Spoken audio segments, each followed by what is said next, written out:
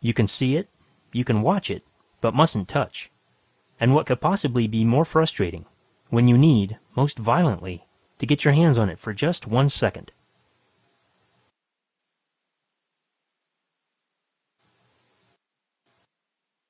The man finally entered the office of General George Garvers.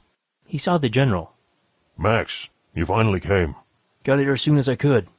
I wager half my time was taken up by the security checkpoints. You're certainly isolated in here. Now what's this vital problem you called me about?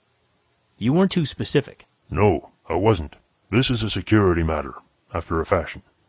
It's vitally important that we get technical help on this thing. And since you and I are friends, I was asked to call you in. Well? I'm afraid I'll have to make a story of it. Quite all right by me. This all began on the 3rd of May. I was working here on some top security stuff. I had suddenly got the feeling of being watched. I know it seems silly, what with all the checkpoints that a potential spy would have to go through to get here, but that's just how I felt. Several times I glanced around the office, but of course it was empty. Then I began to think that it was my nerves. You always were a bit of a hypochondriac. Be that as it may, it was the only explanation I had at the time. Either someone was watching me, which seemed impossible, or I was beginning to crack under the strain. Well, I put my papers away and tried to take a short break. I was reaching into my drawer where I keep magazines when, so help me, a man stepped out of the wall into my office. What? It seems as if you just said a guy stepped out of the wall. That's just what I did say. It sounds crazy, but let me finish, will you? I'm not kidding, and I'll show you proof later if necessary. Anyway, this bird stepped straight out of the wall as if it had been a waterfall or something, but the wall itself was undamaged. The only proof I had that he had actually done it was the fact that he was in my office, but that was proof enough. To put it mildly, I was thunderstruck.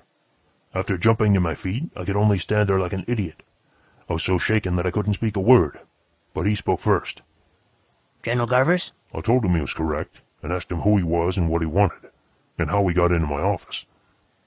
He identified himself as a Henry Bush, and explained that he was acting in behalf of a good friend of his, the late Dr. Hyman Duvall. You ever heard of Duvall, Max? Can't say that I have offhand, but the name seems to ring a bell somewhere. Well, anyway, he said that Duvall had perfected an invention of great national importance shortly before his death, and asked Bush to deliver it to the government if anything should happen to him. Then Duvall died suddenly of a heart attack. And what was this invention? Isn't it obvious? A machine that would enable a man to walk through walls.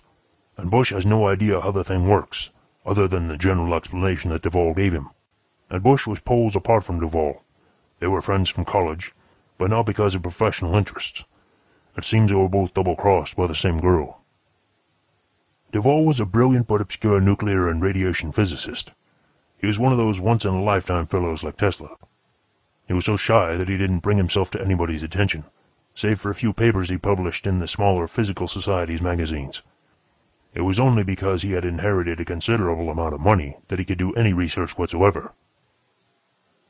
I seem to remember a paper about wave propagation in one of the quarterlies.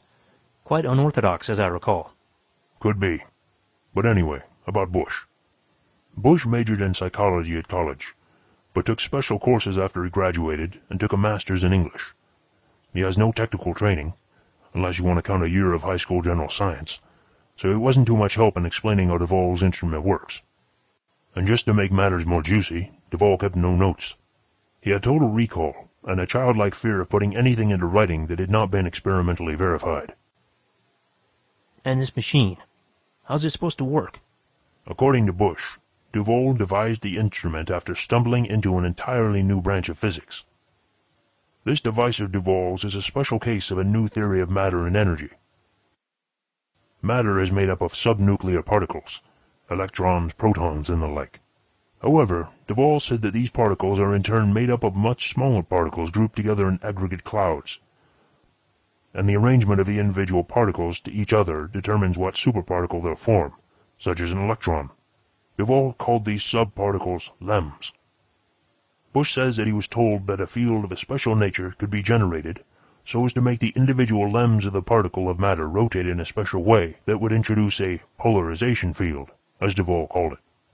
The upshot is that matter in the initial presence of the field is affected so that it's able to pass through ordinary matter, Hold on. If a device can do that, then the user would immediately fall toward the center of the Earth.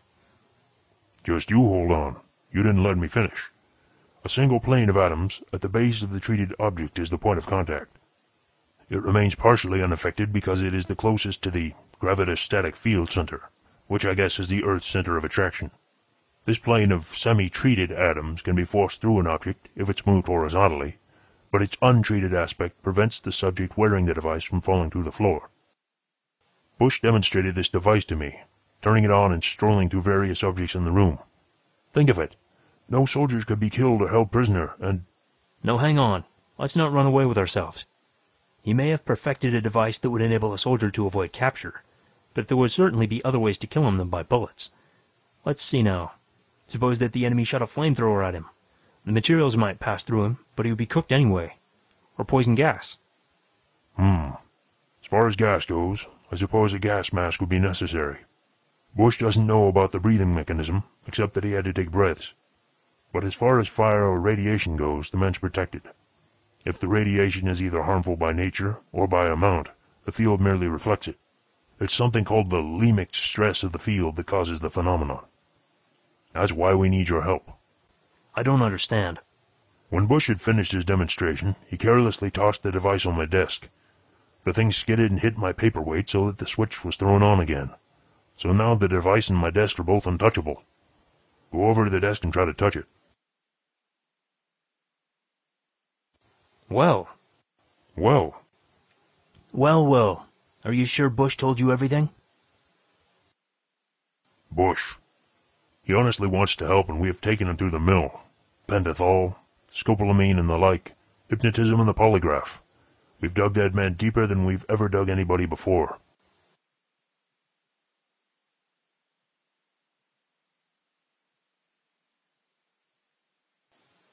And have you conducted any experiments of your own?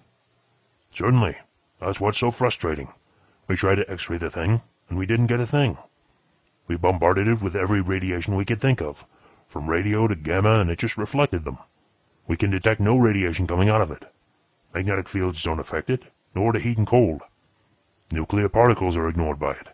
It just sits there, thumbing its nose at us, and we can't even wait for it to run down.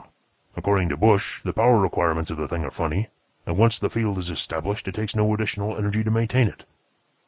And the collapsing power remains indefinitely until it's time to turn the machine off. But it's unreachable by any means we have. It's pure frustration. There's no way we can analyze it until we can handle it. And there's no way we can handle it until we can turn it off. And there's no way we can turn it off until we've analyzed it. If it were alive, I think that it was laughing at us. Do you have any ideas? Nothing that would help a solution at present. But do you remember the legend of King Tantalus? Slightly. What about it? Well, if he were here, he'd sympathize.